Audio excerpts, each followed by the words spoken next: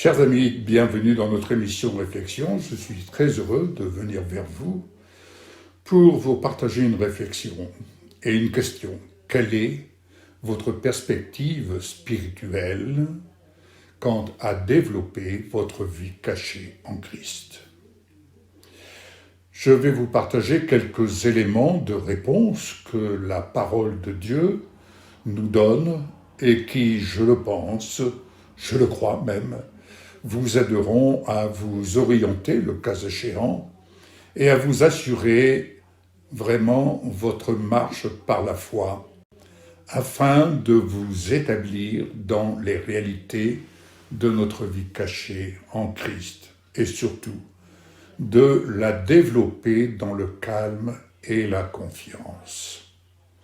Donc la réflexion présente que je viens vous partager a pour perspective de vous encourager à vous rendre là où, dans son amour, sa justice, Dieu vous appelle, nous appelle à nous lever, c'est-à-dire à nous réveiller de l'obscurantisme et à sortir de nos limites, de nos paramètres, de nos ancrages même, afin que nous marchions tel qu'Abraham, le père de la foi, a été appelé à se lever et à marcher à la découverte de lui-même, en prenant possession de ce qui lui était promis pour sa destinée. C'est ainsi que l'Éternel dit à Abraham, « Quitte ton pays », ça c'est le premier point, ta patrie et ta famille. Deuxième point, et va dans le pays que je te montrerai, que tu vas visionner. Troisième point, je ferai de toi une grande nation. Je te bénirai et je rendrai ton nom grand et tu seras une source de bénédiction. Et enfin, quatrième point, je bénirai ceux qui te béniront, mais je maudirai ceux qui te maudiront. Et 5, et toutes les familles de la terre seront bénies en toi. Abraham est donc parti conformément à la parole de l'Éternel, et Lot, son neveu, est parti avec lui. Abraham était âgé de 75 ans lorsqu'il quitta Charan. Il prit donc sa femme Sarai et Lot, le fils de son frère. Mais il prit aussi tous les biens et les serviteurs dont ils étaient devenus propriétaires à Charan. Ils partirent pour se rendre dans le pays de Canaan où ils arrivèrent. Nous trouvons cette histoire dans le livre de la Genèse, au chapitre 12, versets 1 à 5. Alors vous allez me dire, mais quel rapport avec nous aujourd'hui?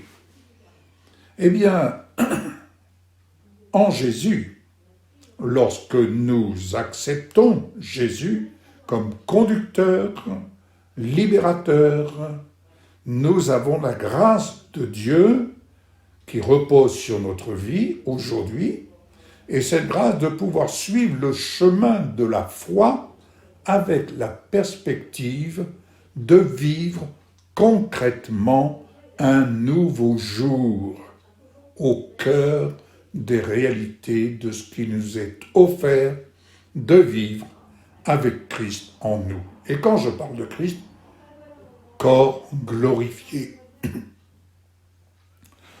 Nous sommes appelés à vivre pleinement et non partiellement le témoignage de son amour et de sa justice. En effet, bien-aimés, Christ en nous, lorsque nous le recevons, ne l'est pas en partie seulement. Sa résurrection ne l'est pas en partie seulement. Son corps glorifié ne l'est pas en partie seulement. Naître de nouveau en lui, ce n'est pas naître en partie seulement.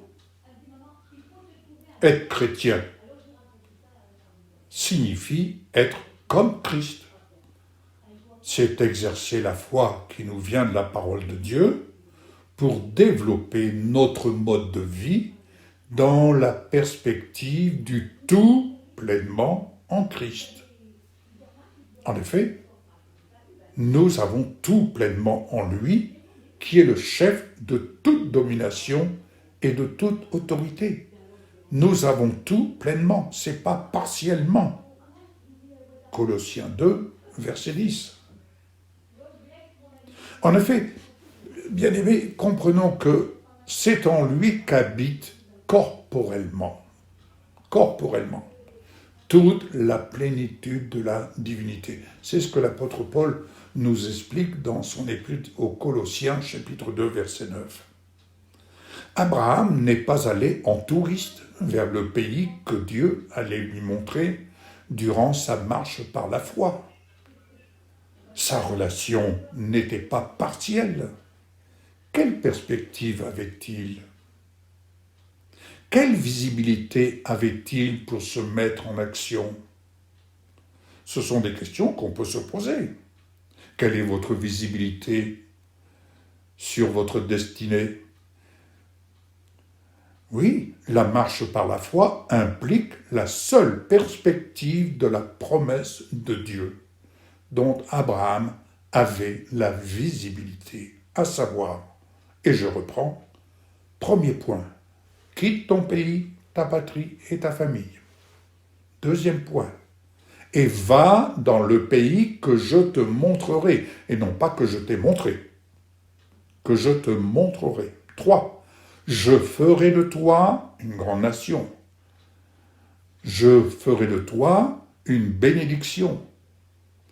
Et je rendrai ton nom grand et tu seras une source de bénédiction.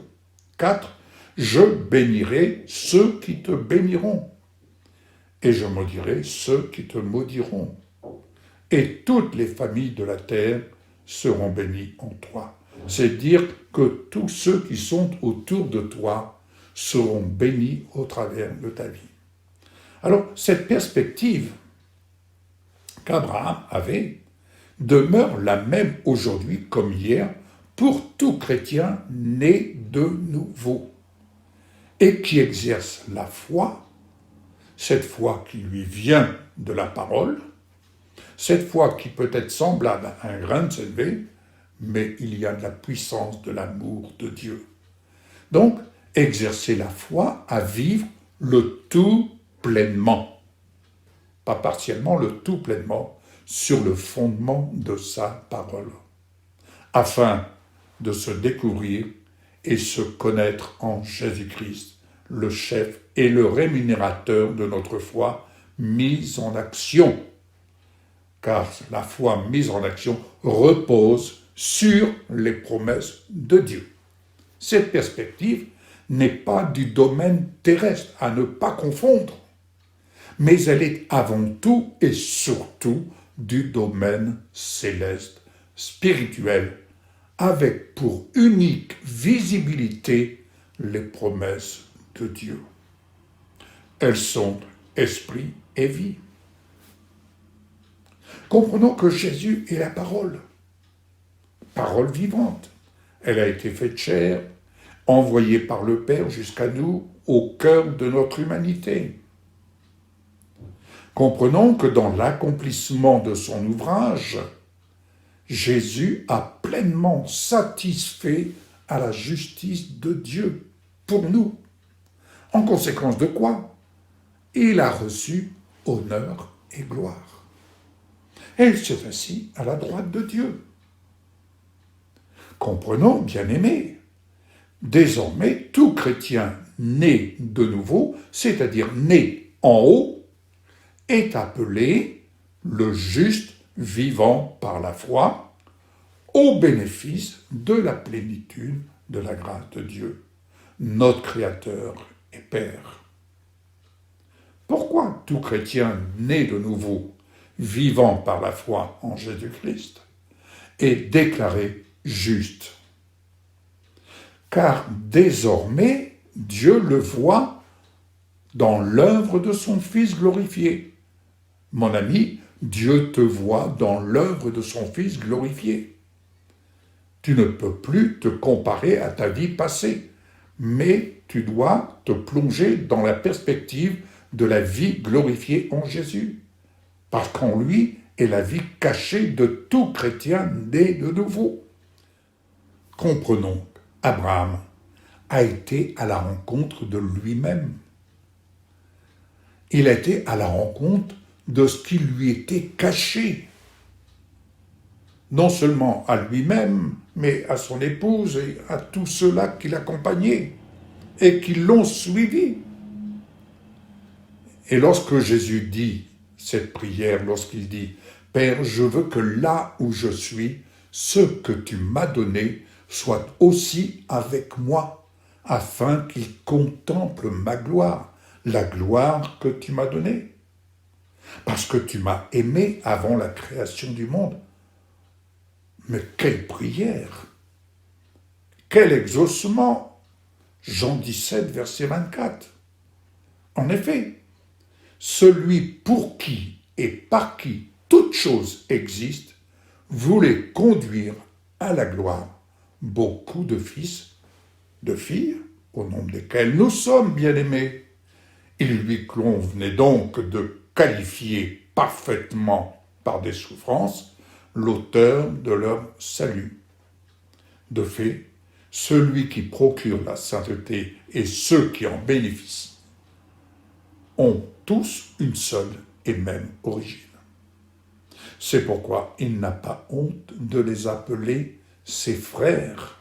Oui, vous entendez? Il nous appelle ses frères. Lorsqu'il dit « J'annoncerai ton nom à mes frères », je te célébrerai au milieu de l'assemblée. Et quelle assemblée! Cette assemblée qui se tient dans la salle du trône, dans les lieux célestes où nous sommes assis. Et encore, il dit, je me confierai en lui. Et enfin, me voici, moi et les enfants que Dieu m'a donnés. Alors, bien-aimés, puisque ces enfants ont en commun la condition humaine, lui-même, Jésus, l'a aussi partagé de façon similaire. Ainsi, par sa mort, il a pu rendre impuissant.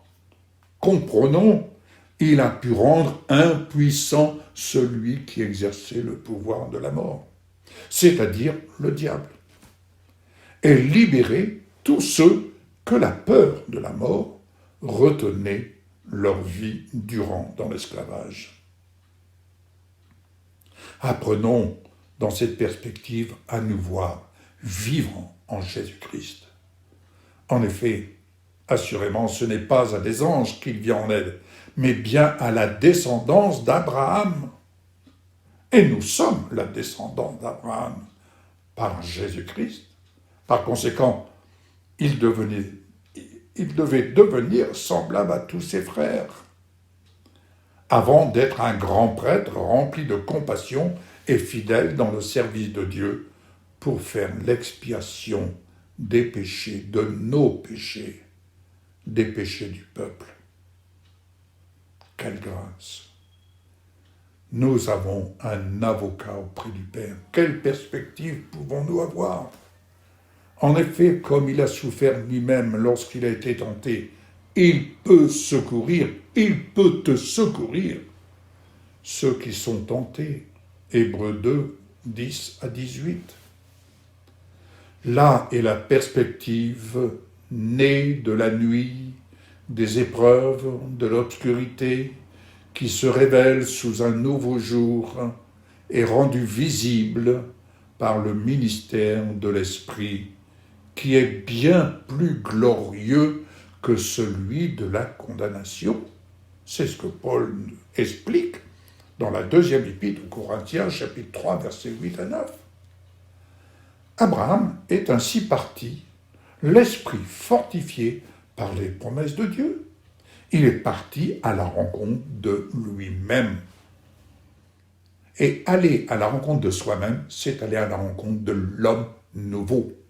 Oui, Il est l'illustration vivante de ce qu'est notre perspective d'un jour nouveau qui se lève pour tout chrétien nouveau-né qui est animé dans son esprit de telles promesses divines. À ne pas comparer avec les choses terrestres, à ne pas comparer avec les œuvres humaines, aussi belles soient-elles. L'œuvre de Jésus nous réconciliant avec le Père.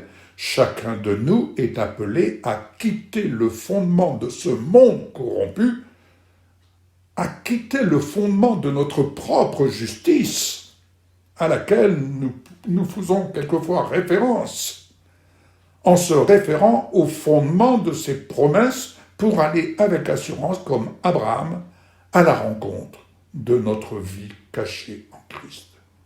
Elle est tout autre. Elle est tout autre. En Jésus, libéré de l'obscurantisme, c'est un jour nouveau qui se lève en lui pour chacun de nous. Si les ténèbres s'opposent à nous sur notre chemin, nul n'est besoin de batailler. La semence de sa parole est force, puissance dans notre esprit, car elle nous permet de tenir ferme, et comme Pierre nous le dit, résister d'une foi ferme. Écoutons encore cette promesse. Cependant, j'ai endurci ton visage pour résister à leur visage, et ton front pour résister à leur front. J'ai rendu ton front aussi dur qu'un diamant, plus dur que la pierre. Tu n'auras pas peur d'eux, et tu ne te laisseras pas effrayer par eux, même si c'est une communauté de rebelles. Il m'a dit, Fils de l'homme, que ton cœur accepte et que tes oreilles écoutent toutes les paroles que je te dirai. Il n'a pas dit, écoute ce que je vais faire ressortir du passé, même si c'est de bonnes choses, mais écoute toutes les paroles que je te dirai dans le temps présent. Et va trouver les exilés, les membres de ton peuple, tu leur parleras, et qu'ils écoutent ou qu'ils n'écoutent pas, tu leur diras, voici ce que dit le Seigneur l'Éternel. Ézéchiel 3, versets 8 à 11. Le psaume de David nous apporte aussi un éclairage. Éternel, cette prière, je fais appel à toi. Viens vite à mon secours. Écoute-moi quand je fais appel à toi. Que ma prière soit devant toi comme de l'encens et mes mains vides, entre guillemets, tendues vers toi comme l'offrande du soir. Éternel, garde ma bouche, veille sur la porte de mes lèvres. Ce qu'était hier était hier, mais ce qui est aujourd'hui ne permet pas que mon cœur se livre au mal, à des actions coupables, avec les hommes qui commettent l'injustice, que je ne prenne aucune part à leur festin. Psaume 141, versets 1 à 4. Oui, de la porte de notre bouche, tout chrétien né de nouveau exprime l'assurance d'être revêtu de Jésus-Christ glorifié. Ce que nous exprimons doit être l'œuvre de Jésus-Christ glorifié. Nous n'avons pas à faire référence à notre passé, à des œuvres aussi bonnes soient-elles. Ce qui compte, c'est ce que nous exprimons de notre Seigneur Jésus-Christ en tant qu'être chrétien nouveau-né. La perspective de sa gloire nous offre la bonne mesure de foi et la visibilité de ses promesses pour marcher sur les œuvres de ténèbres qui s'y opposent. Alors face à ces œuvres de ténèbres qui s'opposent, ce à quoi nous faisons référence. Nous faisons référence à la parole Et le ressenti terrestre n'est qu'un ressenti charnel, visible, un mensonge du prince de ténèbres qui manœuvre pour obscurcir la voie conforme à la volonté de Dieu pour nous. Mais cependant, la parole de Dieu à laquelle nous faisons référence demeure force et puissance dans notre esprit. Nous voulons être forts dans l'esprit, où nous avons des défaillances, mais ne cherchons pas. La parole est force et puissance dans notre esprit. Ainsi, tout chrétien né de nouveau, s'appuyant sur la seule perspective que sont les promesses de Dieu, pourquoi une telle opposition?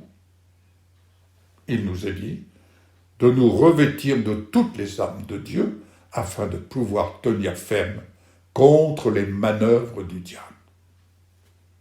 Éphésiens 6, verset 11. D'ailleurs, l'apôtre Paul écrit de pouvoir tenir ferme contre les manœuvres du diable. Mais, en conséquence, revêtez-vous du Seigneur Jésus-Christ et ne vous préoccupez pas de votre nature propre pour manœuvrer et satisfaire ses convoitises. Romains 13, verset 14.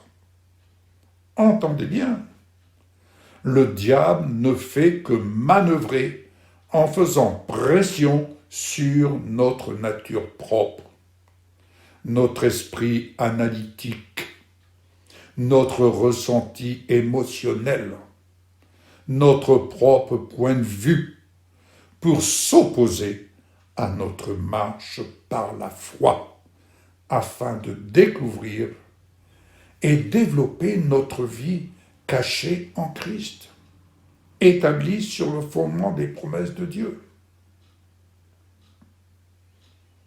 Alléluia.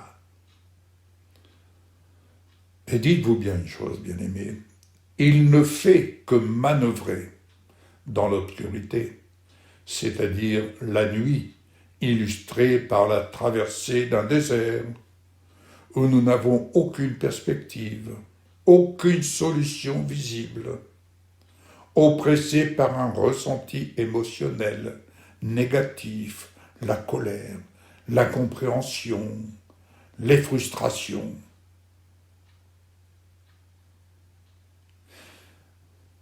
Mais faut-il comprendre que la nuit, écoutez bien, faut-il comprendre que la nuit précède un jour nouveau qui vient à la lumière, révélant visiblement de degré en degré notre vie cachée en Christ. N'oubliez jamais ça. La nuit révèle visiblement un jour nouveau qui vient à la lumière. Ainsi comprenons que ce n'est plus le moi qui vit puisqu'il est crucifié à la croix. Qu'est-ce que le moi peut-il espérer?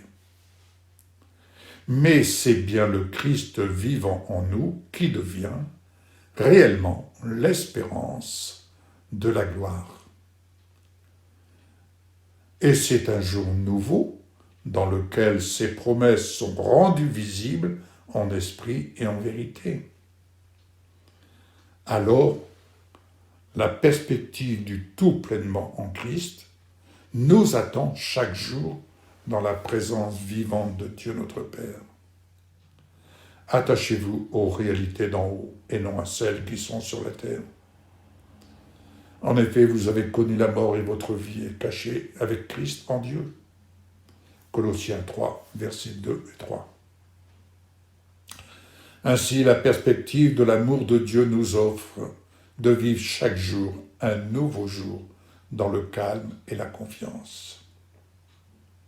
Oui, le diable est à la manœuvre. Et alors? N'oubliez pas, ce n'est qu'une manœuvre terrestre de plus. Il a été vaincu à la croix de Golgotha. Or, l'Esprit de Dieu en nous est lui aussi à la manœuvre, et il est le chef de notre foi, qui consiste à manœuvrer selon sa victoire en notre faveur. Amen. Écoutez cette parole. En effet, nos légères difficultés du moment présent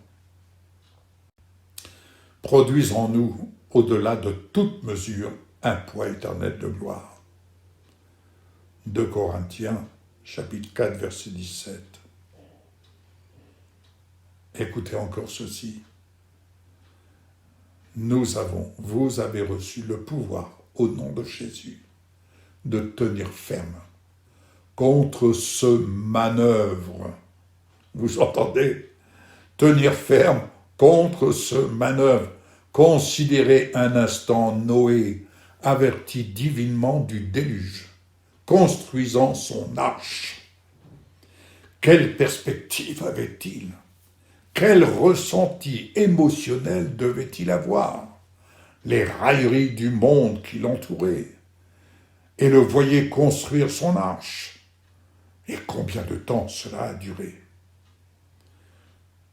Son regard, toute son attention, était portée sur les directives inspirées directement par l'Esprit de Dieu, qui manœuvrait pour la construction de cette arche dans un monde obscur. La construction de cet ouvrage inspiré d'en haut allait se révéler au temps fixé dans l'obscurité du déluge pour passer un jour nouveau pour lui et sa famille et la nouvelle humanité. Alléluia! Voilà pourquoi nous ne perdons pas courage et ne perdez pas courage. Et même si votre être extérieur se détruit, votre être intérieur se renouvelle de jour en jour. 2 Corinthiens 4, verset 16. Le ciel est bien plus haut que la terre, mes bien-aimés. De même, les voies du Seigneur sont bien au-dessus de nos voies. Ésaïe 55, verset 9. Si donc nous sommes ressuscités avec Christ, recherchons les choses d'en haut, où Christ est assis à la droite de Dieu. Colossiens 3, verset 1er. Ainsi, nous regardons non pas à ce qui est visible dans le terrestre, mais à ce qui est invisible et qui nous est décrit dans la parole. C'est la parole qui est lumière, c'est elle qui nous rend la vue face aux réalités visibles qui ne sont que passagères, mais les invisibles, elles sont éternelles. 2 Corinthiens 4, verset 18. Alors, bien-aimés, que ce message, cette réflexion, qui est née d'un jour nouveau, vous soit en bénédiction et vous soit en aide pour que votre esprit soit manœuvré, oui, soit manœuvré selon l'Esprit de Dieu, selon notre Père. L'homme de bien obtient la faveur de l'Éternel, mais le conspirateur est condamné. Proverbe 12, verset 2. Que le Seigneur vous bénisse. Je suis en prière pour vous. Soyez-le également pour moi et avec moi. Nous avons des choses à partager. Nous sommes destinés à bénir. Et pourquoi? Parce que nous avons été bénis pleinement en Jésus. À très bientôt. Bon courage. Au revoir.